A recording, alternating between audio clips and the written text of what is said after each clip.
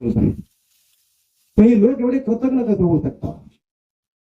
भांगे सरांनी आता मनोगत व्यक्त करताना सांगितलं, भांगे सर माझ्या हातामध्ये विकासाचं पुस्तक आहे, मतदारसंघातल्या कोणत्या गावाला किती रुपयाचा निधी दिला आणि हे 6 महिन्यापूर्वीचा, या 6 महिन्यानंतर आणखी विकासाची काही 400-500 कोटी रुपये मतदारसंघामध्ये संजय बनसोडे साहेबांच्या माध्यमातून आले. भाऊ तुम्ही जराही काळजी करू नका.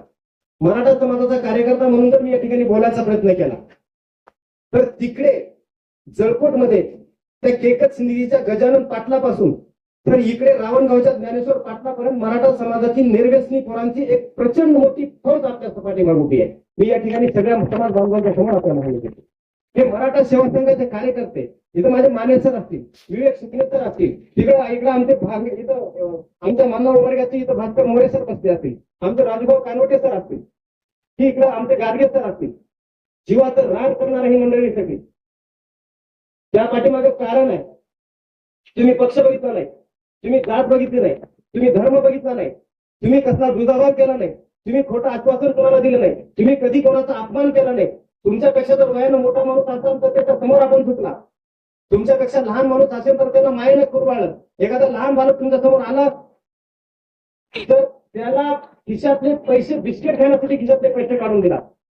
मतदार संघातल्या प्रत्येक गावापर्यंत प्रत्येक घरापर्यंत आतापर्यंत कुठलाही माणूस पोहोचला नाही, ते आपण करून दाखवलंय. आणि मग जळफळाट होणं साहजिक आहे.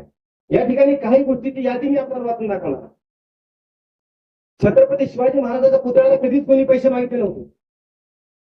रामभाऊ गुत्तीमध्ये जाऊन छत्रपती शिवाजी महाराजांच्या पुतळ्याची अवस्था बघा. गुत्तीमध्ये मराठा समाजाचं एकही घर नाही, पण तिथं छत्रपती शिवाजी महाराजांचा पुतळा आहे.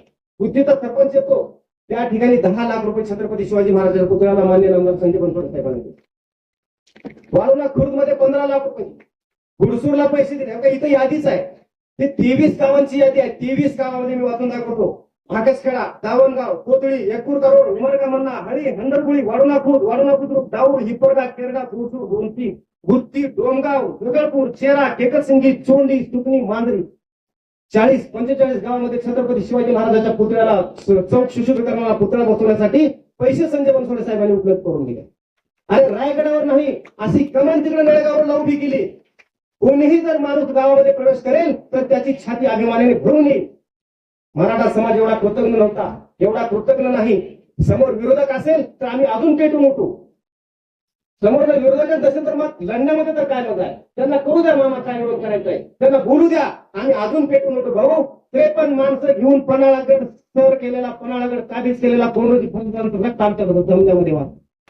तुम्ही जर सिंहगडावर गेलात आणि तानाजी गडावर जर उभा राहिलात तर तानाजी गडावर आजही आपण उभं राहू शकत नाही. तो खालून येणारा वारा तुम्हाला मागे लोटतो.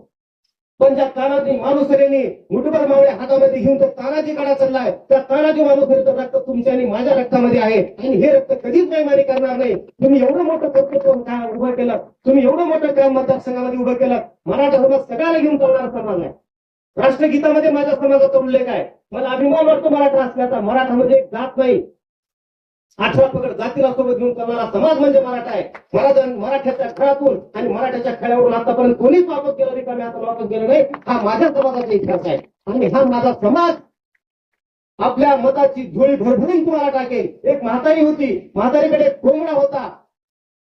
तो कोंबडा पहाटे आरवायचा, भाग देतो ना कोंबडा पहाटे, आणि मग तिकडे सूर्य उगवायचा. म्हातारीला वाटलं की माझा कोंबडा ओरडतो म्हणून तिकडे सूर्य उदय होतो. म्हातारीने कोंबडा झाकून ठेवला. अरे मित्रांनो, तुमचा कोंबडा तुम्ही कितीही झाकून ठेवला तरी सूर्योदय व्हायला थांबणार आहे का? संजय बनसोडे साहेबांचा सूर्योदय मागच्या वेळेस 36,000 मतांनी झाला होता, यावेळेस 70,000 मतांनी होणार आहे. आणि ते तुम्ही आणि मी करणार आहोत. निरपेक्षपणे हा माणूस वागलाय, कोणाबद्दलच कसली पार्सिटी केली नाही. आपण आपल्या सोयऱ्याच्या घरात दार तोडायला आपण गेलो नाही, पण हा माणूस लोकांना प्रत्येक जाती धर्माच्या माणसाच्या घरामध्ये हा माणूस पोहोचलाय. मला या प्रसंगी जास्त बोलता येणार नाही. मी जरी निरपेक्षपणे बोलायचा प्रयत्न केला असं पण सामाजिक कार्यकर्ता म्हणून तो राजकीय येणारच आहे, पण मी एकही शब्द खोटा बोलला नाही मित्रांनो. मी जे बोलले त्यातला एकही शब्द खोटा नाही. थोडाफार अजून कमी सांगितलंय. मी तर सगळं सांगायचं ठरवलं तर कमीत कमी मला 2-3 तास या ठिकाणी भाषण करावं लागेल. पण साहेब, या ठिकाणी बाळासाहेब जाधव साहेब आहेत. साहेब मी लहान होतो, घोणशीचा साठवण तलाव आपण केलाय. आपण घोणशीचा साठवण तलावाचं भूमिपूजन करायला आलो होता. आज येऊ होता मी, आज आम्हाला खंबरवाडीचा साठवण तलावाचं भूमिपूजन करायचं होतं. पण या कार्यक्रमामुळे राहिलं. मी भावना सांगणार होते की त्या खंबळवाडीचा साठवण तलावाचा नारळ मान्य बाळासाहेब जाधव साहेबांच्या हाताने करावं. विकास करायला एक दृष्टी लागते. किती आडवत आल्यावर लोक आहेत, किती मंचात आल्यावर लोक आहेत, किती लोक आहेत केसगरवाडीमध्ये. 40 घरं असतील, 30 घरं असतील, 20 घरं असतील. त्या गावाला 7-7 कोटीचा रस्ता देण्याचं औदार्य मान्य नामदार संदीप बनसोड साहेब आपण.